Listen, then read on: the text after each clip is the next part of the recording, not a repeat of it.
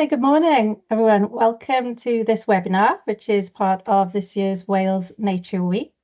And this webinar is on the new Nature Bill for Wales. So, bore da, croeso i Wythnos Natur Cymru, a'r webinar hon ar y Bil Natur newydd. Just got a bubble mewn, just letting people in. So I'm Rhiannon Hardiman, and I'm a policy lead with the Future Generations Commissioner for Wales.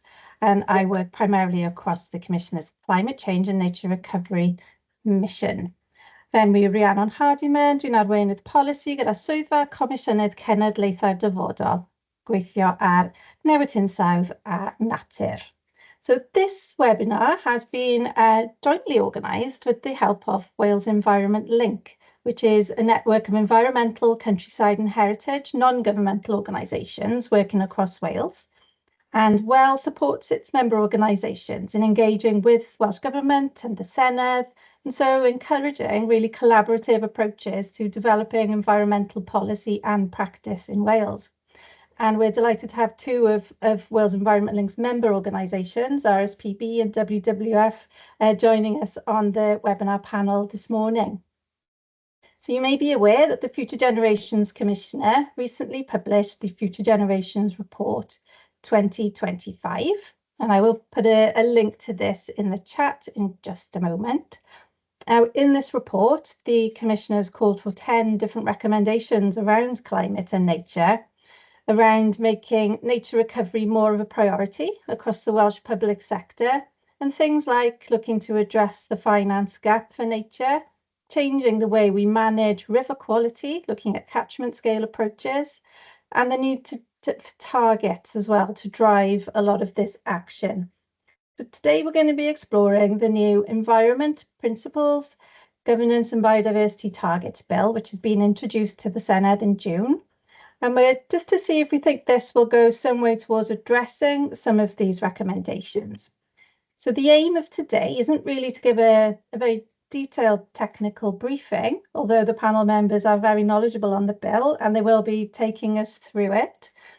But really it's an opportunity to reflect on the bill, to really reflect on what difference it's likely to make to public service delivery in Wales if it was to become law, looking at why we need it and why it's important for nature in Wales.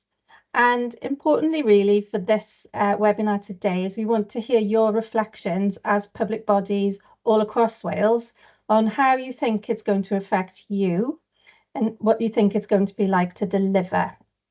So please do put your questions and your comments into the chat, and we'll work through those during the second half of the session when we'll open up for a Q&A discussion. And we encourage lots of discussion in the chat. So if you would like to respond to any questions or comments, please do, and we'll be able to collect all of those views. And also, if we can't answer anything today, then we'd be happy to take your questions away and come back to you with more technical answers if needed. So now I'd like to introduce our panel this morning, and starting with Ruth Chambers, who is a senior fellow with the environmental charity and think tank Green Alliance, where she's led the environment sector's work on shaping the post-Brexit regulatory landscape, resulting in new national governance systems and watchdogs across the UK. She is also Honorary Professor of Practice at the UCL Centre for Law and the Environment.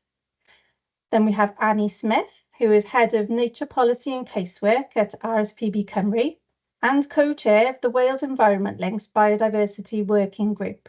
She's led Wales' call for statutory biodiversity targets and was involved in the Welsh Government's task group on environmental governance.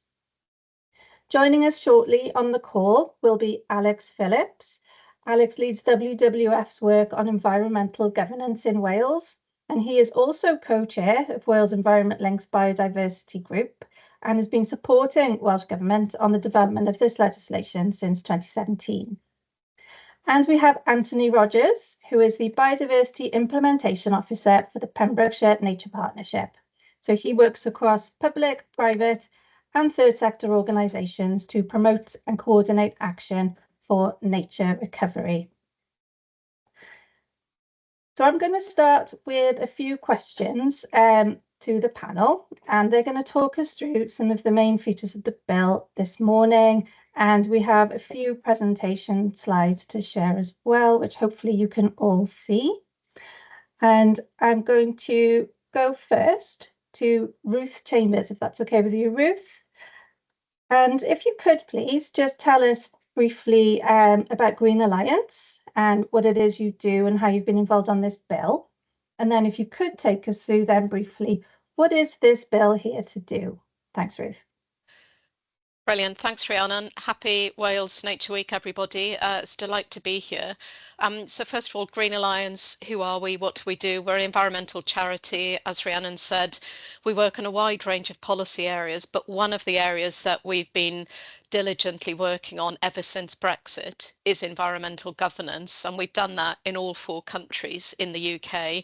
And while the other 3 countries do have a solid and statutory framework to govern environmental laws and to ensure that we, members of the public, can seek access to environmental justice, Wales, as we all know, doesn't yet have that system. So it feels like we've been on a journey to get to this point, and that's really the first thing that this bill will do.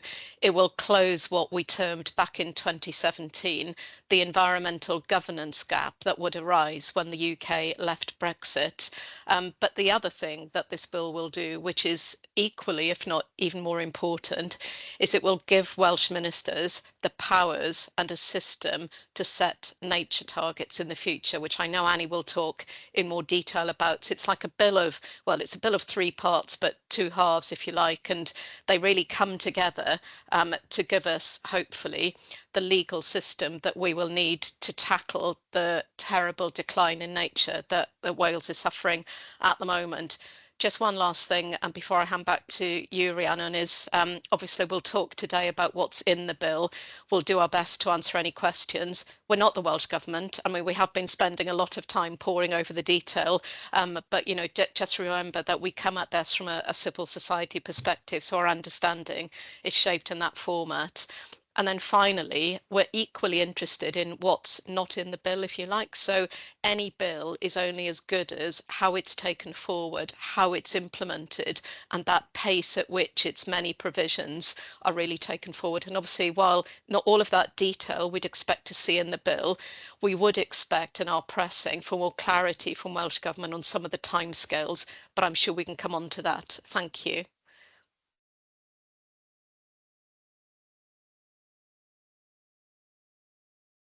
Mute, Rhiannon. Thank you. And if I could come to you next, actually. So environmental organisations in Wales, like RSPB Cymru, WWF, like we heard in your introductions, they've been calling for this legislation now for years. So can you tell us why it's important for nature in Wales that we have this legislation? Yes, sure. Diolch, Rhiannon, for setting up this session today, and happy Wales Nature Week from me too. Yeah, so Wales Environment Link has been pressing the case for a number of years for statutory biodiversity targets to be part of our legal framework in Wales. So, well, Ruth has given a good introduction to the kind of governance gap part of the bill. The reason why we feel that a legally binding targets framework is needed for biodiversity is just really to help elevate the importance and priority that's given to addressing the nature emergency. We've seen from a number of high-profile reports recently, including the Wales Audit Office's report on the Section 6 duty, that the nature emergency isn't treated in the same way as government and public bodies treat the climate emergency. And we think that a big part of that is because of the legal framework that requires that biodiversity should be addressed in all manner of kind of policies and decisions. So we think that having a statutory targets framework will help us to move in that direction and really drive the integration, mainstreaming and action that's needed to enable biodiversity to have its decline addressed and to start on the road to recovery. Because we have seen, haven't we, things like the State of Nature report is showing actually some really stark statistics about the decline of nature in Wales. Yeah, absolutely. And you know, a headline from the State of Nature report is about the steady decline we see in the abundance of species based on sort of multi-taxon based indicator. 1 in 6 of our species in Wales is at risk of being lost nationally. And then, you know, the kind of higher level statistic that almost looks at not at the last few decades, but at sort of centuries of sort of human impact on nature really is the Biodiversity Intactness Index, which is prepared by the National History Museum and finds that Wales, among the other UK countries, is among the most nature depleted countries in the world. Thank you, Annie and Ruth. That's really useful for helping to set the context for everyone this morning.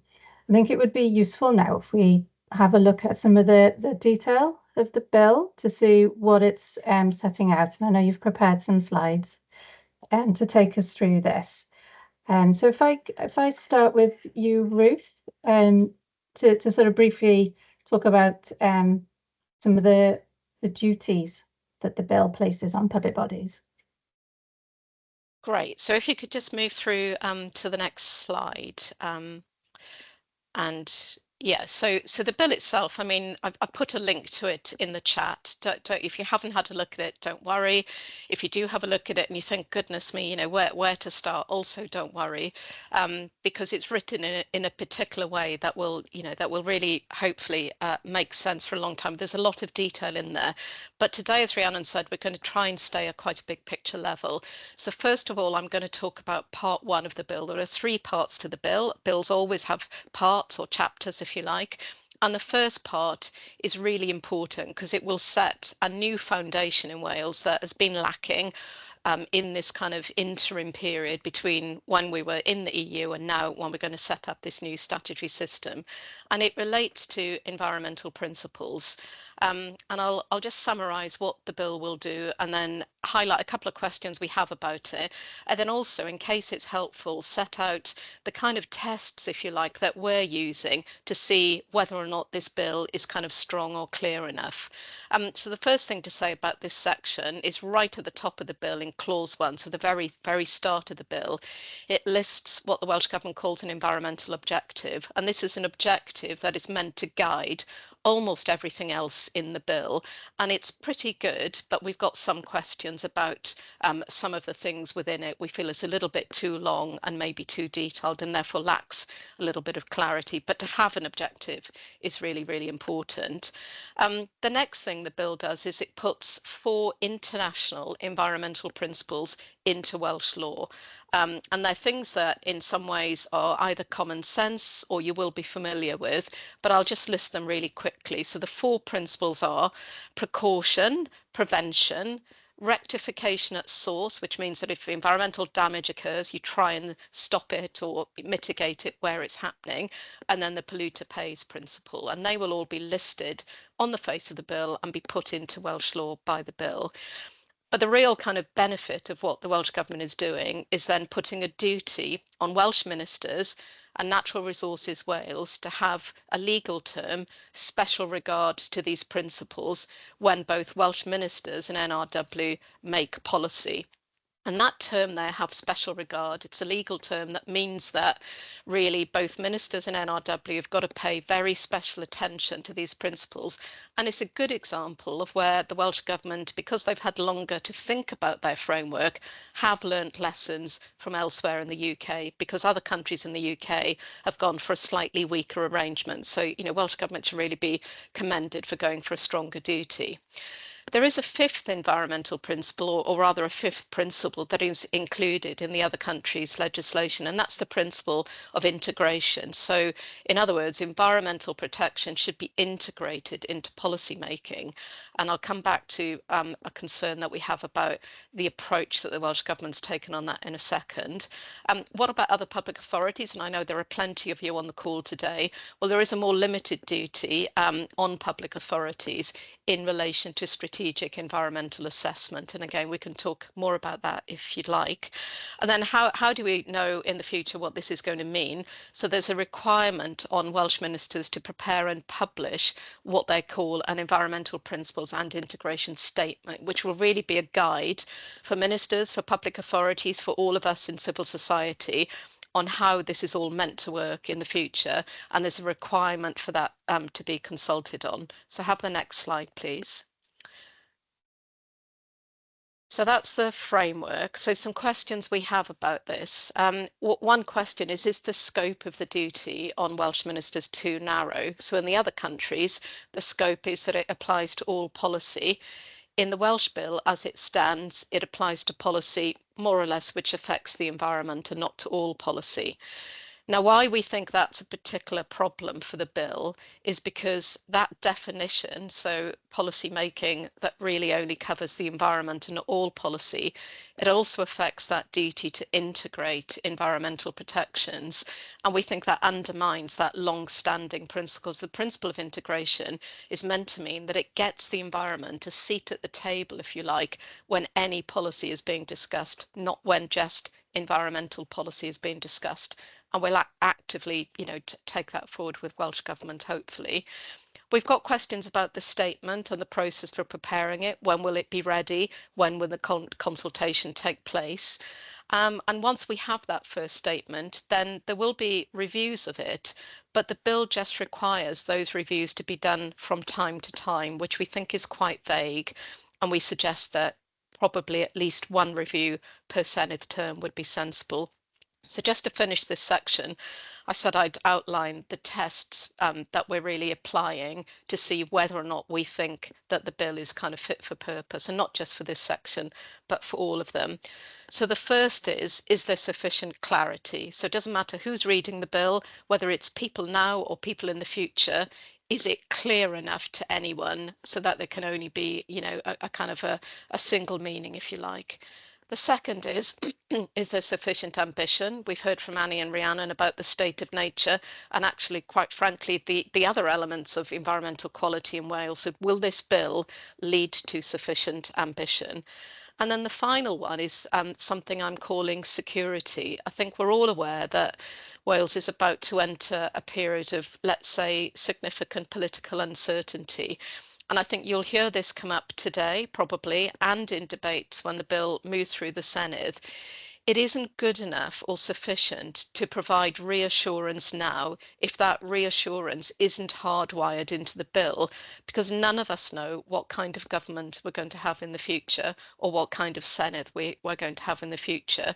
So that balance between how much detail and how much prescription is placed in the bill has to be seen in that political context.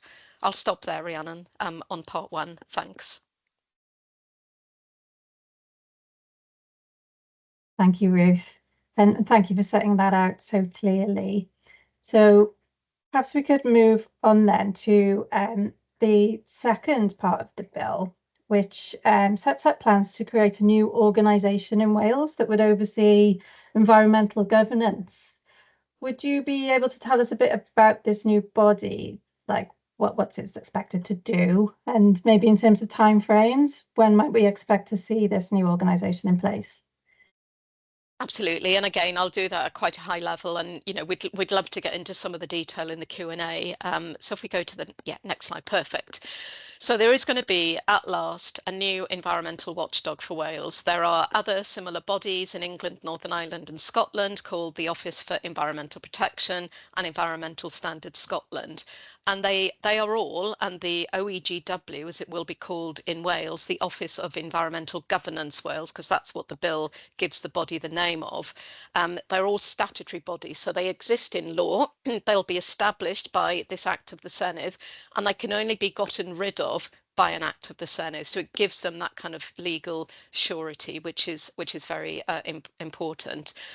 What's the purpose of this body? Well, again, if you have a look at clause 9 in the bill, there is a purpose. Again, we have some questions about this because it links back to the environmental objective, whereas those other watchdogs have what we might say is a clearer or a cleaner purpose that really links to what the point of this body is, which is to monitor, police and enforce environmental laws in Wales. That's its kind of raison d'etre, and that's what we think its purpose needs to be more clearly linked to. The bill will give it its function, so its toolkit, if you like. How is it going to be able to hold Welsh ministers and public authorities to account?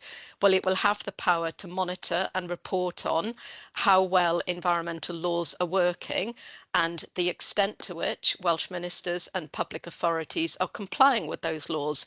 It's a really important power, and we know from that a similar power elsewhere in the UK. It's a power that's been used very effectively. It's quite a soft power, so it's a report, it makes recommendations, Welsh ministers or public authorities will have to respond, but you know, it's really quite powerful to be able to say in a report that's evidence-led, sorry, we don't think this law is working, or sorry, we think that this law needs to be more adhered to, or conversely, well done, you've done a good job in relation to this law. So that monitoring and reporting on environmental law is really important. The body, the OEGW, will also be able to provide advice and or guidance to Welsh ministers and to public authorities, including when Welsh ministers propose changes to environmental laws. So that's quite an important power. What if things don't go well? What if environmental laws are being broken?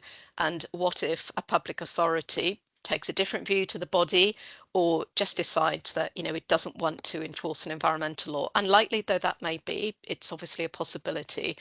So in that instance, the body will have escalating powers to enforce where an environmental law is not being adhered to. And to start with, it will obviously talk to the minister or talk to the public authority concerned. It can then issue different kinds of notices, including what's called a compliance notice, where it can set out what it thinks the breach is and what action the public authority needs to take to address that kind of non-compliance. And if there is still disagreement, or the public authority remains kind of obstinate in the future, and again, bearing in mind that political uncertainty question, the OEGW can apply to the High Court for an order to enforce that compliance notice, if you like. There is also something called improvement reports, which can be issued to public authorities, and they are in instances where it's maybe not a specific law that's been breached, but maybe something that's a bit more systemic or generic. So that's broadly what this new body will do. It'll have quite a lot of powers, and it'll need to work alongside existing public authorities in Wales, as well as those other watchdogs across the UK. So next slide, please. So these are some of the questions we have about how the body will work and what's in the bill and what's not in the bill. So the first thing to come to is its independence. And there is no disagreement between us in civil society and the Welsh Government on the importance that this body, because it will be a very unique body in the Welsh landscape. It'll be replacing kind of supranational roles that EU authorities had. So it'll be really important that it's independent. Welsh Government agrees on that. However, there is no explicit provision in the bill to respect and protect the body's independence in the future. There's lots of ways that that can be done, and the other legislation in the UK has examples of that. So again, we've put that into our written evidence, all of us on the call today, and we're in active dialogue with Welsh Government officials on that. The next one is that proposed general purpose I mentioned. Does it provide sufficient clarity? We think probably not, but again, we can come back to that if the group would like to. The third is a worry, because access to environmental justice is something that, not deliberately, but by the kind of the result of having legislation that has been so slow to come forward. We have been denied access to environmental justice in Wales over the last 7 years. There has been an interim arrangement called the Interim Environmental Protection Assessor for Wales, and they have done their best. I can tell you that, but with limited resources and no statutory powers. So if any of us have felt that a Welsh minister or a public authority has broken an environmental law, the only access to justice that we could have had would be to go to the court and to seek a judicial review, which is very difficult and very expensive. So, so the fact that in the bill there is no provision for us to make a formal representation to OEGW when an environmental law is broken, we think that is a serious gap that needs to be addressed. There is a brief reference in one of the schedules at the back of the bill, but we think it would be better for it to be put up front. I mentioned that route to the High Court, and while the body's enforcement system, it will generally be escalatory, and ideally it will never have to go to the High Court because it will be able, either through negotiation or dialogue or those compliance notices, to persuade public authorities to come back into compliance. But the High Court option really matters, and it needs to be both workable and sufficiently robust to provide an active deterrent to really persuade public authorities to agree and settle those differences at an early stage. And again, we've got some questions about how that works. And then finally, and again, I think this is something that's not in the bill, and while we wouldn't expect it to be set out in the bill, there are big questions about the timetable for setting up the OEGW. So we know that the bill is scheduled for royal assent in April 2026. We know from the Deputy First Minister's evidence sessions to two Cenedlaethau'r committees that Welsh Government is thinking of a timescale of, in his words, optimistically 18 months, realistically 24 months from royal assent to set up this body. So let's just take the worst case scenario for a minute of 2 years, 24 months. So April 26 for royal assent, April 28 for the body to be fully functioning. We think that's too long, and we'd really love to work with the Welsh Government to bring that timescale down, including bringing our experience from helping set up bodies in other countries. Thanks, Rhiannon. Hopefully that's made sense, and very happy to pick up any questions in the Q&A. Thank you, Ruth. You've talked us through quite a lot there, and you've also helpfully put the link to the bill in the chat. So if, a lot of what Ruth talked about there, you can actually see a lot of the detail behind that in the bill paperwork. But if you'd like us to expand on anything during this call this morning, just pop your questions around this in the chat, and we can ask Ruth to come back in later on. Thanks, Ruth. I'll give you time to take a breather. If I can come to you, Annie. And the final and third part of the bill is the biodiversity targets for nature recovery. Would you be able to talk us through, please, what kind of targets we might expect to see as a result of the legislation? And in terms of those targets, at the moment, who's going to have to deliver those? Yes, I'm happy to do that. Would you move forward a couple of slides for me? Thank you. So I'll just start off by outlining what is in the bill in terms of the biodiversity targets framework, and then as Ruth did, just flag some of the kind of issues where we're exploring, you know, whether there's sufficient robustness and clarity, etc. So the bill creates a new power, first of all, for Welsh ministers to set targets to contribute to halting and reversing the decline in biodiversity. And then it has a duty on the Welsh ministers to set targets in 4 priority areas, and they are very broadly, without detail, a species area, an ecosystems area, reducing pollution, and then a sort of knowledge and access to information priority area. And those targets have to be brought forward currently within 3 years of the bill attaining royal assent. Really importantly, there's a duty in the framework for ministers to ensure that the targets are met, and there's a process within the bill for how ministers have to come back and report to the Senedd on whether targets have been met or not, and what the steps are there. It will be a key sort of point of interest, I expect, for folk on this call, that the bill has included a power for ministers to designate specific public authorities in relation to the biodiversity targets. So if designated through a regulation, public authorities will have to take action to contribute to delivering those targets. And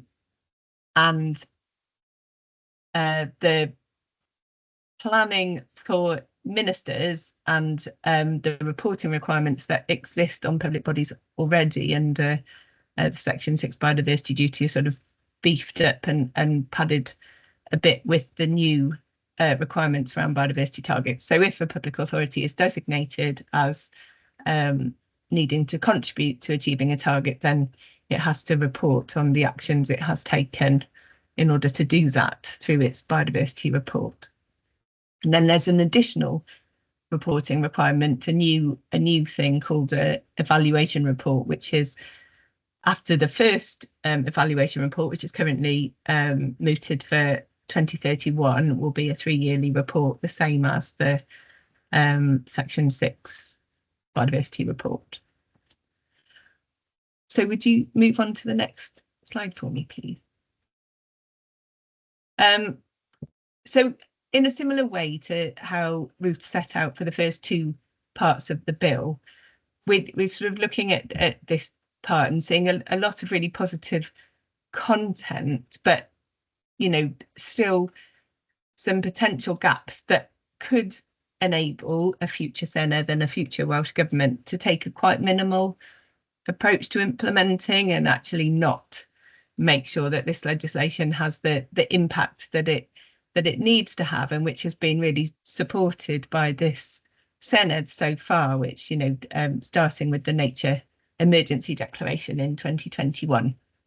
So key points that we're raising in relation to those things, clarity, certainty and ambition, are the case for a headline target to reverse the decline in species abundance. I've used headline as a sort of short term. That's not a target that will tell us everything about what's happening with biodiversity, but it is a key measure that we can apply. It's been done elsewhere that will give us an indication of whether things are on track. There's nothing in the bill at the moment about what the duration of targets should be when they're set. So, for example, ministers could set a target about increasing the abundance of species, but there's no requirement currently that they look sort of 15 or 20 years into the future. They could, you know, look at a short-term change only, and there's a risk, we think, without some specifications on the bill about needing some long-term targets, because let's face it, biodiversity recovery is a long-term goal, that, you know, we could end up with a suite of targets which are all short-term and relatively unambitious. We think the 3-year time frame for bringing forward the first suite of targets is too long. That takes us all the way to 2029, and, you know, we talk about various targets that have a high profile, like the 30 by 30 target, which really do fix on things that need to change by 2030. And also there isn't a sort of regular review of the applied to the suite of targets. So Ruth mentioned in relation to the principles policy statement earlier, there's an ability for ministers to review that from time to time, and the same thing applies in relation to the biodiversity targets. And we think there probably is a case for having a sort of regular check to make sure that the suite of targets that is in place at that moment in time is going to serve to really advance biodiversity recovery. So there's a kind of outline of what's in the bill and some sort of key areas that we think need further discussion. In terms of the types of targets we would expect to see, so I've mentioned that those priority areas address, among other things, species and ecosystems. In terms of the science behind setting biodiversity targets, which people in the RSPB's Conservation Science Department have worked on over many years. We think there are some really key measures when you're looking at the state of biodiversity. Species abundance is one of those.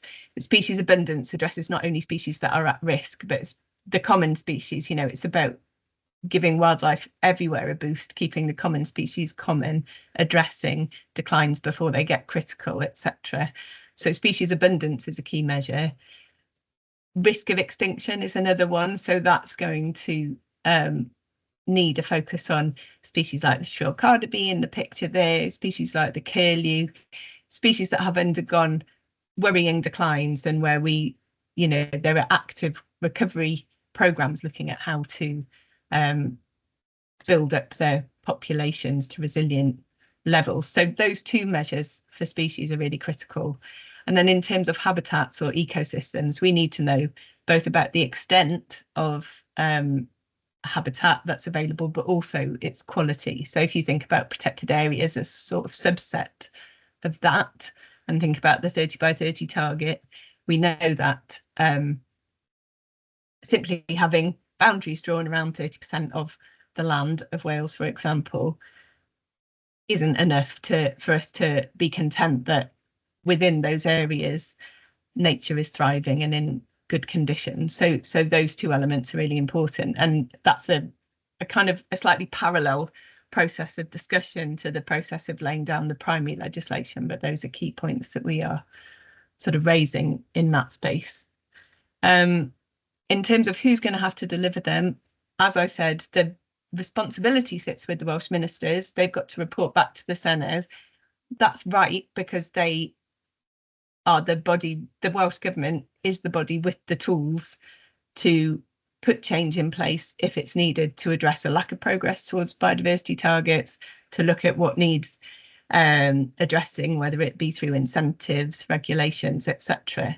So those ministers are ultimately accountable, but as described, public authorities have a role to play, and that is something that is hooked into in the legislation, as well as, of course, private landowners, farmers, foresters, etc., having a contribution to make. And again, government policy will be critical in underpinning that contribution. Thank you, Annie. So with not having these targets now until sort of 2029, you suggest there, we don't really know at the moment what that's going to mean for the wider public sector and landowners, etc., in terms of delivering on targets. That will sort of come through in the regulation. So you touched there before on something you called a headline, and you talked about species abundance. In the Future Generations report, the Commissioner did make a recommendation there to have a headline target appear on the face of the bill, in order to really drive that ambition, but also to really sort of help tell the story of the legislation and make it really clear to people who are not really in all of the detail of this, but will be aware that this legislation is there, what this bill is really about. Would you be able to talk a little bit about how a headline target could work? What would that look like? Yeah, of course. And I think a really key benefit of having a target indicated in the primary legislation is that it sets a level of ambition and makes clear a level of ambition that then has to be carried forward to the next Senedd. So, you'd still need regulations to put everything formally in place. But if the primary legislation is specific, then it's clear what has to be brought forward and what the level of ambition is. And so, as I've sort of indicated, there are a number of aspects of biodiversity that are really important to measure to understand how it's all doing. But in terms of the way that sort of change builds and actions lead to outputs for biodiversity, scientists have identified that species abundance is a really critical measure. Ultimately, if we're all making activities more nature friendly, putting more effort into protecting nature where it is and to restoration programs, etc., etc. The abundance of species is a measure that ultimately will increase. And the other sort of element of our proposal for a specific requirement for a species abundance target on the face of the bill is about this one, although I'm emphasising the importance of having targets that look to the long term. This one is a bit more about short-term change. So we know that reversing the decline and restoring biodiversity is a long-term prospect. It's not going to happen overnight. But almost the biggest challenge that we have to deal with is kind of bending that curve, you know, with nature's on a downward trajectory at the moment. That needs to be stopped and it needs to be turned around in order for recovery in the long term to happen. And that means getting the right sort of policy framework in place to arrest those declines and to support nature friendly delivery across the sectors. Having a short-term focus on a target to reverse the loss of abundance, we think is a way of encapsulating that need for, you know, urgent action, the need for policies like the sustainable farming scheme to really have the facility to help farmers address the loss of nature across the farmed landscape and to, you know, reward them appropriately for supporting conservation and restoration of habitats, etc., etc. So we think having a short-term target, which rather than calling it a headline, because it doesn't describe everything, we call a sort of North Star, because it gives us an indication of whether things are going in the right direction and we're getting more nature friendly.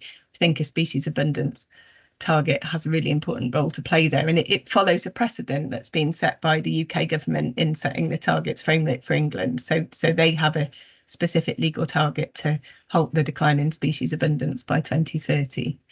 But I think in terms of the role of a headline target more generally, it is about giving a clear signal of, you know, the scale of the challenge and commitment to address it, to make sure that, you know, action isn't allowed to immediately drift as we go through a general election and into the next Senedd and the next group of ministers, etc. And we can see the power of the statutory net zero target that's, you know, set through our climate change legislation and the way that that helps both government departments and public bodies to organise and focus. Brilliant, thank you, Annie. I'm going to see now if Alex Phillips has been able to join us for this morning's panel. Wasn't with us at the beginning. Are you there, Alex? I am here, yes. Morning, welcome. Alex, could I come to you next? Hopefully you've been able to hear some of the conversation we've been having already this morning. But we heard earlier that there will be that the Welsh Government will need to publish a statement on how some of the duties in the bill would have to be applied by public bodies across Wales. I wonder if you could give us your thoughts on how do we ensure really that statement does what it needs to do for this bill to be effective? Yeah, so there's requirements in the legislation that mean that they have to do that and bring forward a statement, and that basically explains how the principles should be applied, what they are, or some sort of basic understanding of that in order to help public bodies really articulate them when they need to, and ministers understand them, and so on.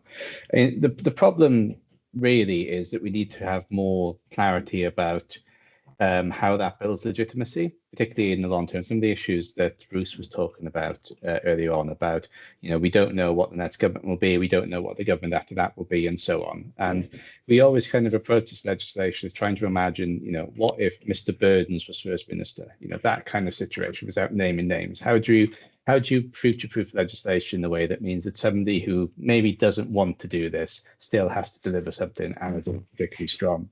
So, now, at the moment, that has to be laid before the Senedd, and in order to do that, there needs to be consultations that they go through with lots of people that they need to talk to and take advice upon.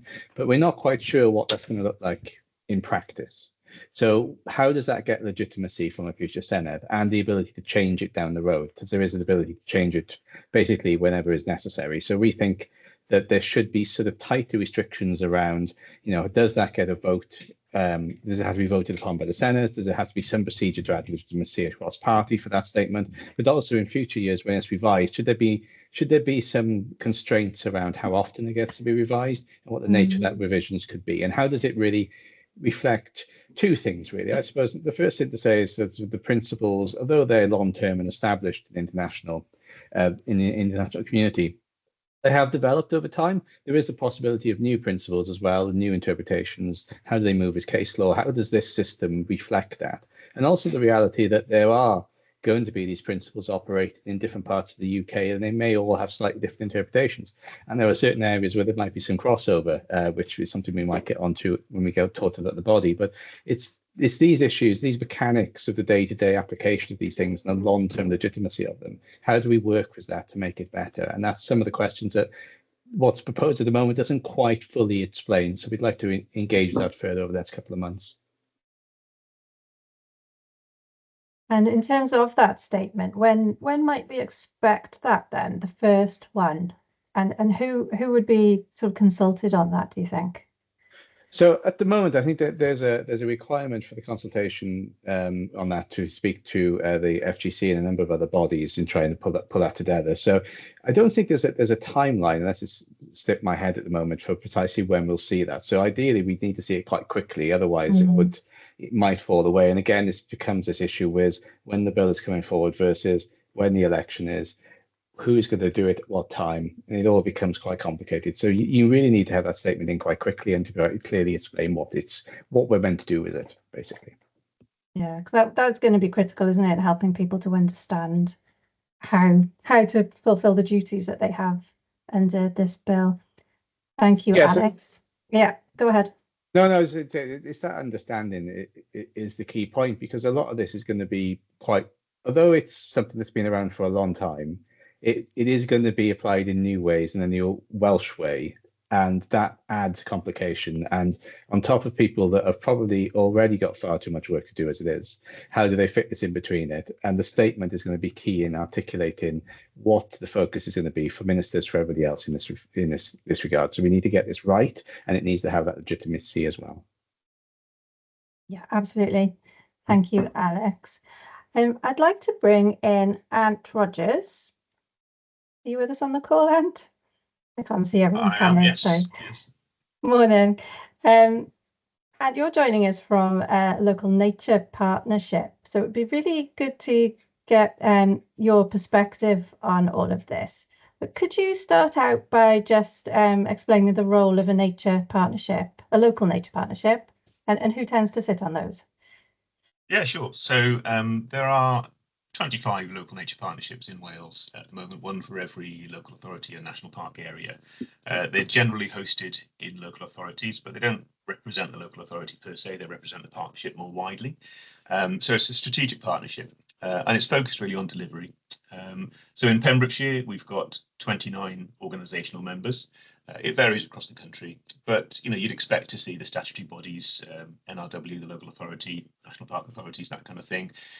The larger ENGOs, the Wildlife Trust, the RSPB, National Trust, these kind of people be on most of the partnerships, I'd have thought. And then some of the more local environmental groups, charities, community groups. We've got a few with us and a few businesses as well. So we've got local tourist attractions, we've got Welsh Water, First Milk, and some of the landowner representatives such as Farmers Union of Wales, Country Landowners Association, for example, all signed up to a terms of reference within the partnership, basically to commit themselves to work together towards nature recovery. We don't have any statutory powers. We can't force anybody to do anything. And we're currently funded through a grant from Welsh Government.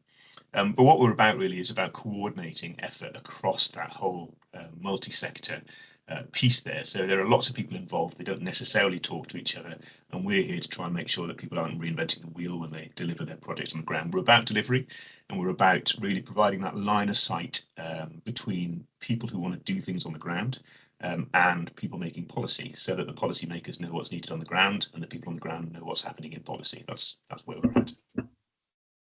Brilliant, thank you, Ant. You mentioned that you don't have statutory powers as such. Do you think the provisions in the bill actually provide local delivery agencies with the tools that they need to actually get some of the action going on the ground that you'd like to see? Question, really. It certainly provides a tool. I don't know about the tools. So if I were to speak about, say, for example, the public sector, obviously some of our partners are, environmental charities, and their purposes are quite clear. So we don't really need to persuade them to take action. They're doing it. They just need resources. But if we talk about, say, for example, public bodies, there are often very competing and conflicting priorities, across education, housing, social care, and the environment, for example. And what public bodies need in order to take action is a few things. They need expertise, which most of them have. They need resources, which is a moot point in the public sector at the moment, obviously. And they need almost permission to act in this particular field. And this bill, it does help to move it up the agenda. It gives us permission. If you think about things like climate change, for example, there are already targets on that, and public bodies are making great strides in decarbonising and investing in renewables, for example, because there are targets. So it gives us a tool to basically have the voice of the experts within those organisations who are employed to be specialist advisors to be at the table when decisions are being made. Yeah, and again, targets come up again there for you. So you think targets will help to make nature more of a priority. At the moment, we might not see those until 2029. So that's my concern, is the scale. There's an old adage in nature conservation circles that the best time to plant a tree is 30 years ago, and we're kind of in that position at the moment with nature recovery. We're behind the curve at the moment. So it's the scale of, or the pace of this, but also the scale of the ambition as well. So if you had, for example, a target, but there's no particular reporting requirement or no sanction for failing against it, then it doesn't particularly appear on your risk register. The first thing that you're going to get asked, if you're trying to persuade people, decision makers, to spend money on nature recovery, which might take money away from other parts of the public purse, one of the questions is always going to be, well, what happens if we don't do this? And so, for example, one thing that worries me here is that the reporting requirement is linked to some of the existing duties under Section 6 of the Environment Act. We're just about to come in December time now, I think, is the third round of reporting. It's reporting every 3 years. So three rounds of 3 yearly reporting on the Section 6 duty. And as far as I understand it, there are public bodies that have never yet produced a report. But you don't really see that a light shone upon that at the moment. So the duty exists there in Section 6 of the Environment Act, but what's the sanction for not doing it? Yeah. So would you like to see this bill do more, perhaps, then to encourage more action on those existing duties that are there under Section 6 that are maybe not being fully maximised? So if you look at the Section 6 duty, for example, if everybody was to do everything within the spirit of that act, would be in a very good place, I think. But you can manage to get away with doing the letter of the act without actually doing very much, because it's seeking to protect and enhance biodiversity. There's no target on what that looks like necessarily, and this is the gap that maybe this bill can cover off for us. But it's about really making sure that the ambition is there in public bodies to really take this forward. If you look, for example, with the Future Generations Act, if you look at the resilience goal there within the Act, brilliant thing to be aiming at. But again, what's the sanction for not quite doing it? Okay. Do you think there's anything in the bill which sort of will help to drive forward or incentivize more collaborative approaches? For example, working across health boards to really drive change at that bigger scale? So the health boards is a really good example, I think, because that's a group of organisations who, they do own land, they have assets, but they tend to be in urban areas. They tend to be hospitals with big car parks and such like. So their ability to change much at scale across the landscape for biodiversity might be limited. But what they do have, of course, is thousands, or presumably even tens of thousands, of human interactions every day across their services. So their ability to influence the public discourse and to influence other public sector organisations is massive. And the hot topic at the moment, sorry for the pun, is the heat waves that we seem to be experiencing. I think in the last set of heat waves a couple of years ago, I think I'm right in saying it was 2,000 excess deaths in Wales. So presumably a huge burden on the operational budgets of the NHS. We know that urban trees reduce urban temperatures by an average of around about 8 to 12 degrees. We know that's where people want to sit when it's hot and sunny. But yet we find local authorities sometimes reluctant to plant street trees because it's an ongoing maintenance burden. So that siloing of the public purse into different organisations needing to take action, where the action might benefit a different organisation. That's the kind of stuff which is, the Wellbeing of Future Generations Act is all over, but it's not necessarily happening on the ground at the moment. So if this bill can incentivise that moving up the agenda somewhat, then it'll be a force for good. Thank you, and thank you to everyone on the panel for taking us through all of that. We're going to move now to questions and answers. We have had a few questions in the chat, so I'll pick up some of those first. And we have one question here. Less familiar with the higher level regulation setup.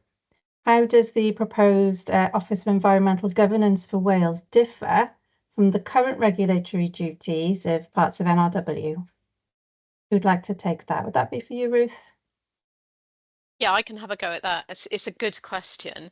And the answer is hopefully quite straightforward in that the bodies are intended to be very different in nature. So nothing that this bill will give to the OEGW will affect existing NRW responsibilities in terms of the very long list of, I've just looked it up, and it's got, many different kind of regulatory functions relating to SSSIs or the marine environment, pollution in rivers, etc. It will carry on doing its job in that respect. It's a frontline regulator. That's one way to describe NRW, whereas what the new Office of Environmental Governance for Wales will be what we call a strategic oversight body. So almost like the watcher of the watchdogs. So if, for example, we felt or the body felt that NRW wasn't fulfilling its legal duties to enforce or regulate various environmental laws, the OEGW would bite on NRW in that respect. So it would be able to hold NRW to account. But what the OEGW isn't going to go and do is enforce a particular breach of, a particular kind of river pollution incident or an air quality issue or that kind of thing. So it's not at the front line of environmental problems or pollution, but it's making sure that those who are at the front line are held to account. Thank you, Ruth. I hope that answers that question. We have another question then. Is there a risk of funds and resources being used up on administration, targets, evaluation, causing actual delivery to suffer? Anyone like to take this one? I'm happy to kick us off. Other people might have comments on this, but I would just say I think the real reason why we need to have a framework of statutory targets is because delivery is so inadequate at the moment, so under-resourced and not sufficiently prioritised. If you just taking NRW again as an example, the sort of dwindling of investment in what has always been a key nature conservation role of sort of monitoring and securing appropriate management for protected areas, for example, is the under-resourcing of that function is so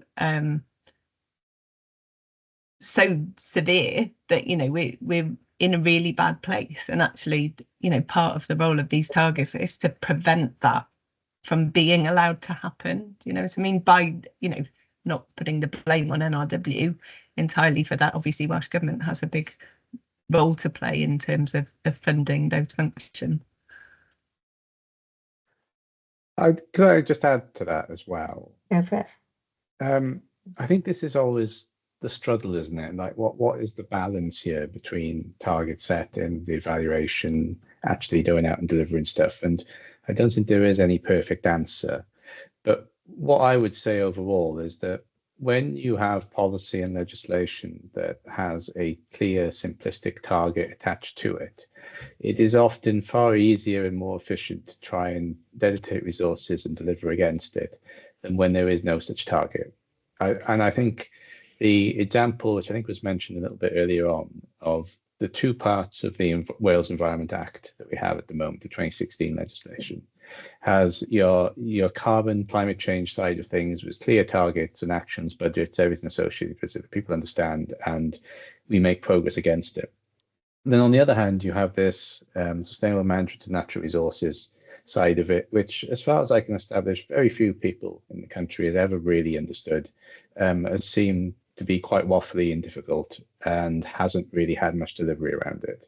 So I think sometimes having that target can be beneficial, even if it took a little bit more work to ultimately get there. And there is this old adage that, you know, when there is a target, that, you know, stuff does get done. It might not always work, but, you know, it is better than not having it all in most of our experiences. Now, I did have something else I wanted to say there, but it's completely gone out of my mind. So if someone else wants to talk, it might just come back to me. While you're thinking, I'll just add one thing about the resourcing of the body. So the interim arrangement we mentioned, the Interim Environmental Protection Assessor for Wales, they've just published their lessons learned report about their experience of being, in their own words, a temporary stopgap in these kind of uncertain times. When's the legislation coming forward and that kind of thing. And I think when you've just skimmed a little bit of it now, but when you have a read of that, and I'll put a link to it in the chat in a sec, you'll see that the lack of resourcing that body or that arrangement has had, in their view, has really limited their effectiveness and ability to provide an effective interim arrangement. So in other words, the resourcing of the OEGW will really matter, and there's no point just giving it a little bit of resource because something is better than nothing. It needs to be properly resourced to fill this gap in an effective way. If I may as well, just on the resource issue, there was one of the strands, I think it was the Chief Executive of NRW last year or the year before, published a statement as to what their enforcement policy was. And one of the stated reasons for not using enforcement as the first line, maybe, was that any fines that were imposed would end up going back to UK Treasury, be lost to Wales, be lost to the polluter themselves, and therefore not be available to sort out the issue. And the NRW would prefer to work with the polluter to address the issue at source. So a suggestion from me would just be, you know, is there a way of closing that gap so that any fines levied against a polluter actually stay not just within Wales, but within the environmental sector in Wales to sort the problem out? And that would maybe incentivise some enforcement. Thank you. And Bruce, perhaps I could just come to you quickly on that point. Is there anything in the bill which refers to fines or any sort of sanctions of that nature? There isn't, and like in all of the bills that have gone through in different parts of the UK, fines have always been a really important part of the debate, because of course when we were in the EU, infraction fines, which were things that could be kind of imposed, if you like, on member states, where lots and lots of fines would kind of build up and be paid every day. That was the most powerful deterrent in the world to preventing member states from kind of breaking environmental laws.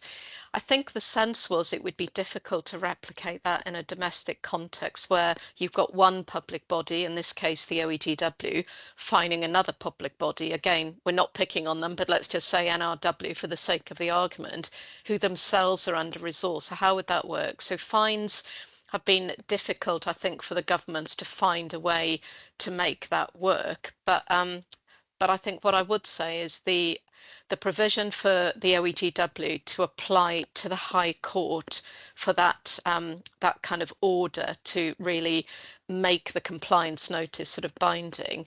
We wonder whether or not, because of the process by which it would do that, financial penalties could be part of the remedies that the court could insist on. But again, that's something that we're just exploring with Welsh Government. Thank you. That helps clarify it. Okay, we have a question on targets, the 30 by 30 targets. So the question is, we already have those, but we're perhaps unlikely to achieve them. So would the new targets have equal priority? To potential conflicts, sorry, the question said, would it have equal priority to potential conflicts like housing or transport? Would somebody like to just quickly say what the 30 by 30 targets are and then tackle this question? Maybe Annie? Yeah, so the 30 by 30 target is one of the kind of key or kind of flagship targets in the global framework, and it is to have 30% of land and seas, so as a shorthand, land and freshwater, coasts and seas, to be protected and effectively managed for nature by 2030. So that's a massive challenge, and we're a long way away from that. Just, you know, looking at the evidence that's out there about the condition that our protected areas are in at the moment, let alone the sort of extent of the area they cover, etc. But that, you know, that's an example where, you know, we're going to be looking at the statutory framework to really move us towards achieving that through, you know, both kind of what needs to happen in the long term and in the short term, sorry, in terms of getting management in place and effective monitoring, etc. to, you know, what do we want to see in terms of the condition of protected areas, land and sea in the long term. But I think that as I think it's Helen who asked the question, as you say it, you know, the target is out there already, but I think what we have seen over successive decades is that, you know, there's ambition set in global frameworks that simply isn't translated into priorities or actions that are commensurate with the challenge domestically, and part of what's been missing there, we argue, is this kind of legal framework. So having kind of legally binding focus on targets like 30 by 30, or, you know, the steps to get us there, is really important in terms of enabling those considerations to be prioritised alongside those other things that authorities have to grapple with. Okay, thank you, Annie. Okay, we have a question about nature recovery action plans. So how do species and habitat targets sit with the existing nature recovery action plans at the national and the local level, and also the Section 7 lists of habitat and species under the Environment Act? Who'd like to take this one? I think local nature recovery action plans is something that local nature partnerships do. So maybe I'd better speak on that one for a moment, I suppose. So, I mean, Welsh Government's local nature recovery action plan, has been out for a good number of years now, and the objectives of it are the right objectives. I think they're very good objectives, but what it doesn't do really is drill down into the delivery of it. And so the local nature partnerships have written their local nature recovery action plans, which tend to take that and translate it into how that looks on the ground, I suppose. At present, again, they're not statutory. There's no statutory power behind them. So it's a partnership approach, really. And there's also no template particularly, so they can vary from area to area. In terms of the Section 7 lists, unless I've missed something, I think the Section 7 list is more or less a direct copy of the previous lists of the old NERC Act, which haven't yet been amended. The Welsh Government's supposed to be looking at it to renew that list to make it more relevant at the moment. So the Section 7 list is quite extensive, but includes an awful lot of species that most people won't have heard of. Thank you. And if I could come to you, maybe, Alex, on the nature recovery action plans and the natural resources policy. Is there anything in the new bill which affects those? Does it change anything? Sorry? £7.50. £7.50. Oh, could everyone make sure their microphones are switched off, please? Thank you very much. Alex, yeah, sorry, does the bill change anything in relation to those national level plans and policies? So there's a few bits in there that sort of change some of the some of the implications of some of them. And so basically the attempt of this legislation was sort of move all that framework forward a bit more, but I don't think it goes into the depths that I know that we were sort of hoping it would to improve that structure a bit more. So a lot of those things will continue, and this will sort of work around it, but it doesn't sort of bring the scale of change that might be necessary to sort of improve the delivery of those plans. I think what we've always sort of looked at when we look at those things is go, well, the problem is that it isn't making any action happen. So the hope is that having targets sit around them might actually drive those plans to be delivered a lot stronger and sort of deliver in a way that might see some progress over the short term. But, you know, all that sort of elements around the species and that kind of thing will stay intact and be strong. It's just how do you move it forward and achieve it and point it in the right direction. Okay, thank you. Okay.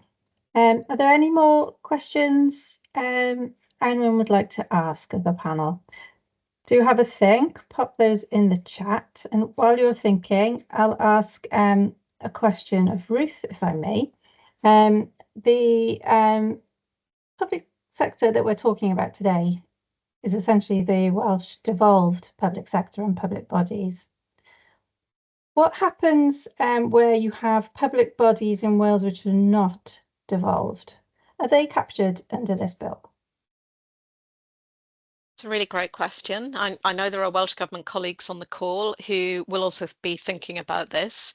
And I think we worry that there will be a bit of an accountability gap. So, for example, there are UK public authorities that will be operating in Wales on reserved matters, and we think that they might fall under the jurisdiction of the UK body, the Office for Environmental Protection. But if those bodies are operating in a devolved context, it's not altogether clear. So I'm talking about bodies like Network Rail, potentially National Grid, potentially some of the new energy arrangements. So energy and transport, I think, are particular gaps.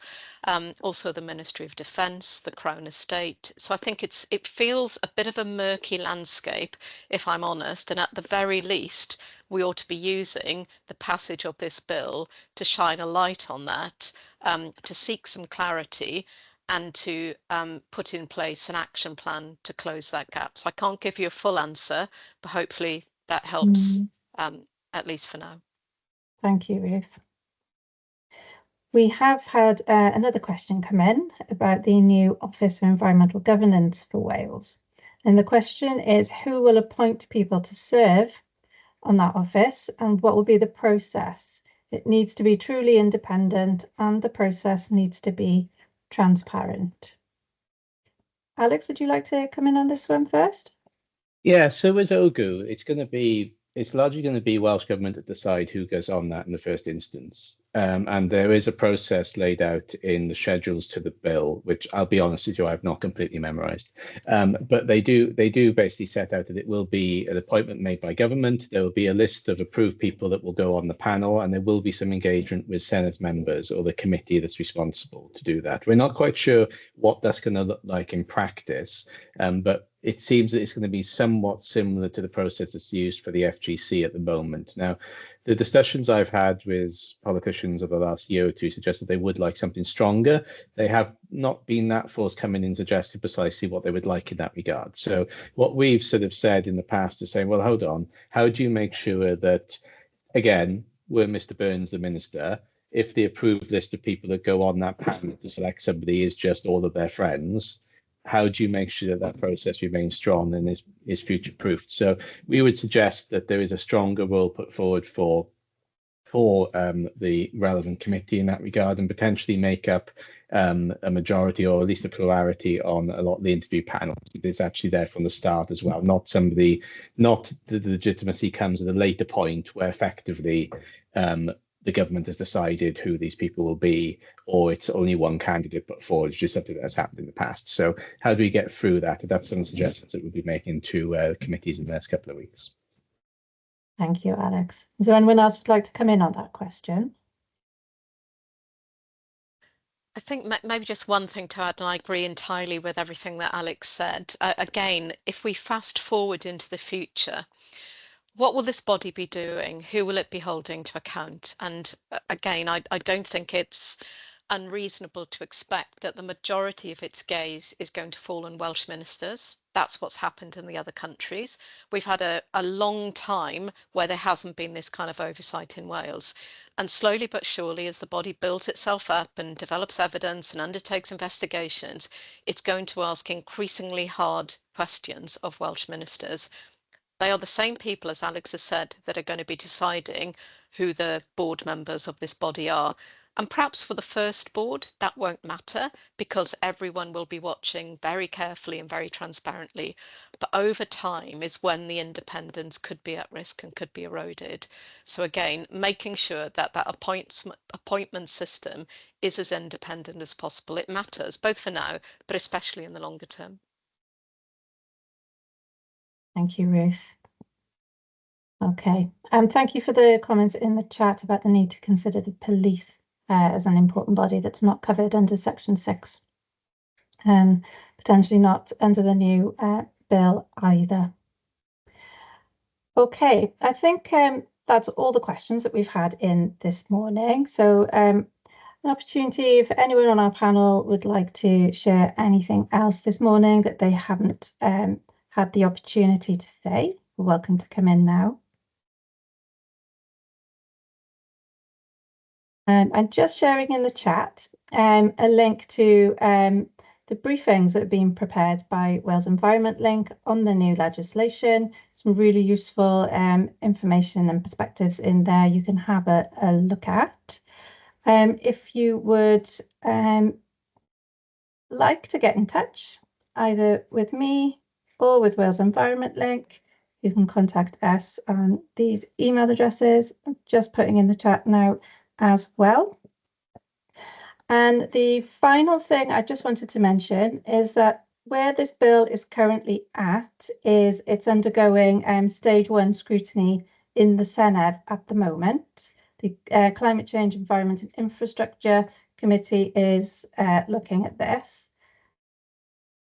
Link there to the Sened's page for that inquiry. And there's still time to provide your own evidence into that inquiry until the 30th of July. Feel free to go have a look at that. So that just leaves me then to thank the panel today. Ruth, Annie, Alex and Ant, thanks for joining us and sharing your insights and your reflections on the bill. Thank you to everyone else who's joined us on the call this morning and for all your comments and questions. And just to let you know that we have recorded the webinar and I'll share the link with everyone that registered to join us this morning. So that just leaves me to say thank you very much and goodbye. Enjoy the rest of your day. Diolch yn Bye. fawr. Diolch, thank you. Diolch.